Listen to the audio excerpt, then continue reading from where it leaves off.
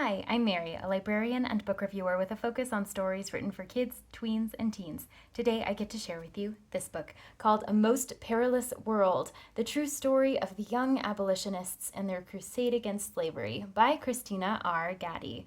This narrative nonfiction book chronicles the lives of four young abolitionists during the mid 1800s in the United States. So these are the children of active adult abolitionists, ones who are fighting against slavery on their own terms.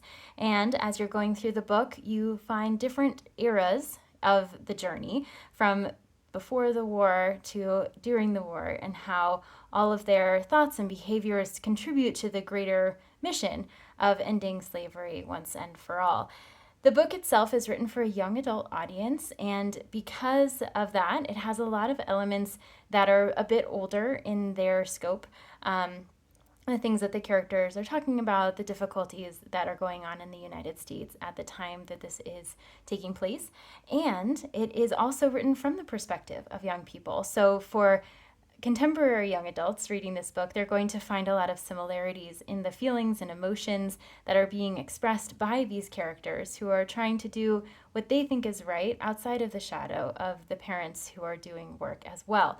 So the book is designed in several segments. You have the segments of time and then also the segments of who is speaking at any given time. So you have really meticulously researched information in this book. You have diary entries, you have a lot of primary sources, imagery, newspaper articles. So as you're going through the book, you get not only a sense of what the characters are experiencing, and these real life characters are experiencing, but also how it fits into the grander scope of what's happening in the world at the time.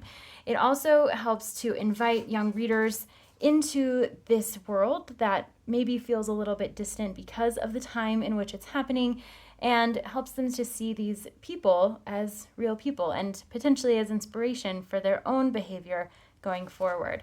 So even though the people that are depicted in this book are on the younger side, they have an enormous impact on what happens in the scope of the abolitionist movement in the United States, and it helps to encourage contemporary young adults to see their own voices as being powerful as well, even if they feel like they might be too young to make a difference on their own. So this book is fairly long, but it does have a lot of moments that are broken up so that it helps the narrative move a little bit more quickly. It's also written in a way that is accessible to many readers. It is a positive addition to not only nonfiction library collections, but also to classroom learning, especially about this tumultuous time in American history. If this sounds like a great fit for you or for someone you know, I hope you look for it wherever you get your books.